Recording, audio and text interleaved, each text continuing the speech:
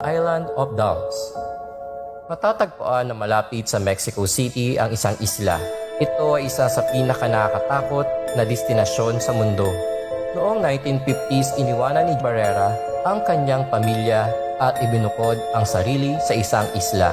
Ayon sa alamat, pagkatapos mahanap ang katawan ng isang nalunod na batang babae, isinabit niya ang kanyang manika sa puno bilang isang paraan ng paggalang sa pumanaw na batang babae. Sandaling ito ay gumalaw at gumawa ng ingay ang nakasabit na manika. At dahil dito nagsimula si Barrera sa pagkahumaling sa pagsabit ng mga manika sa mga puno. Noong 2001, nadiskubre ang bangkay ni Barrera na nalunod sa parehong lugar kung saan natagpuang namatay at nalunod ang batang babae. Sa ngayon, ang pamilya Barrera ang namamahala sa isla, nagdadala ng mga turista upang bisitahin